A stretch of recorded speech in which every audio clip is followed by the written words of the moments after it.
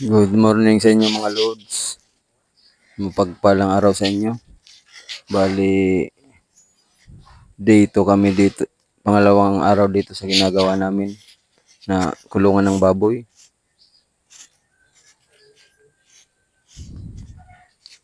Yan, bali, nagpupundasyon na kami ng poste. Pupundasyon na. Yan, napatayo na namin yung dalawang poste na napundasyonan.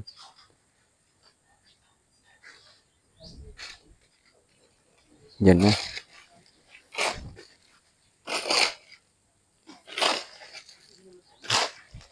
Ano yung pagbalik namin sa isang araw. Yan, magbubuhos na lang ng poste. Dahil pahinga muna kami. Sisimana Santa, mahal na araw. Kaya pahinga muna sa trabaho. Mahal na araw naman kami mabalik. Yun o. Bali, linagyan namin ng parilya. Yung lalim niya. Kuya yan. 85. Yung laki ng butas. 70 yan, kwadrado. Yun o. Yung ginawa namin na poste. 6 na 12 mm. Yun o. May puting na yan, yung poste.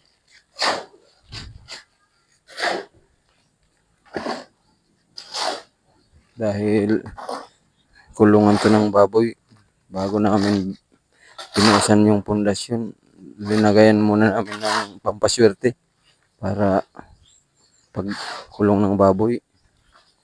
Yan o, linagyan namin nito, mga coins. Yan o, mga coins na yan, mga barya. Ito mga lods, mga barya yan o. Nilagay namin dito sa pundasyon. Primerong buhos, kada buhos sa poste may pinalagay kami yung barya.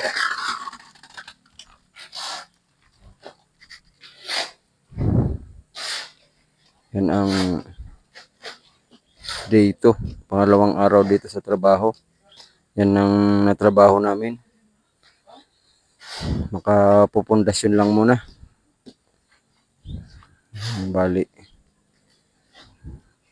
pagbalik namin tuloy-tuloy na yung trabaho.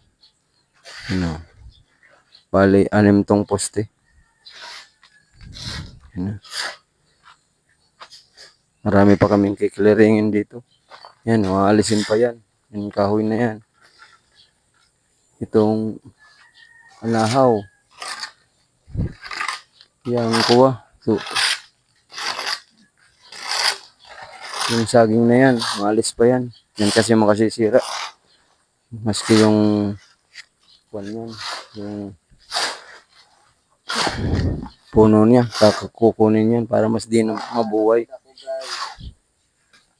Para di na mabuhay yung puno.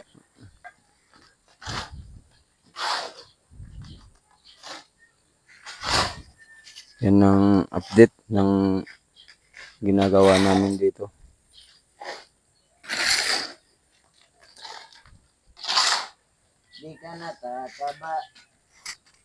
Yan, bali doon nagpaputol na ng mga gagamit namin ng mga kahoy ay kukulamber. Bali ang bubong kasi nito kuwan lang, yung kukulamber lang saka asim yung ibubong namin dito sa ginagawa namin na kulungan na to. Yan, i-update ko na lang kayo sa mga ginagawa namin dito hanggang matapos. I-update ko kayo. Yan, bali mayroon na, marami na. Kumpleto na yung mga kuwan namin. Mga para matuyo na. Matuyo na yung mga kukulamber na ikakarang namin. Yan. Paibubong namin. Oh. Yan mga kahoy lang. Doon oh. Meron pa doon. Para pag magbubong na kami, tuyo na yan. Hindi nakakalawangin. Dapat nagkabit tayo ng kukulamber, pag lagay natin ng SIM, dapat tuyo na yung kukulamber. Yan kasi pag hindi pa tuyo, yan, bali pinapawisan yung kukulamber, bali tataklain kagad yung SIM, tinatakla. Kaya yan ang diskarte pag bubong, dapat matuyo na kagad yung, kaya nagpaputol to kagad ng kukulamber na gagawin ditong bubong. Ginagawa namin na to para naka-ready na.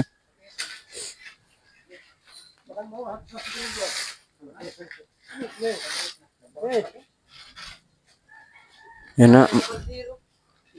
Ito, dinadara sa kaldero. Aba, kalarsa na sa kanon. Ako na saan tinapay, nagbakal ako. Dada na lang mag-init sa kawa. Diyan na sa mag-init sa kawali, pwede manan. Diyos na sana. May Diyos na sana. Bali, grabe ng init ng panahon ngayon. Summer na talaga. Dapat ngayon yung mga magpunta na sa mga mag-swimming para magbabad sa tubig. Sobrang init ng panahon ngayon. Di masobrahan sa init. Dahil wala naman mga trabaho ngayon na mahal na araw. Pahinga na muna.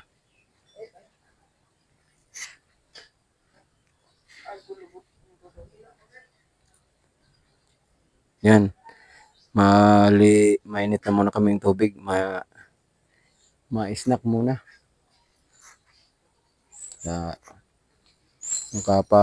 Nakadalawang poste naman yung kinapundasyonan namin.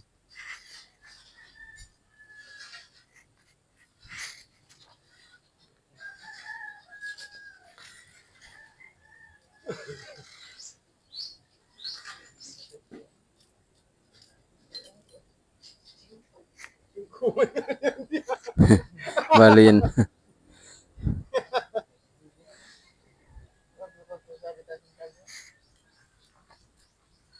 Yan na mga loads, yung i-update ko sa inyo. Bali dito sa mga ginagawa namin. Yan ang ginawa namin.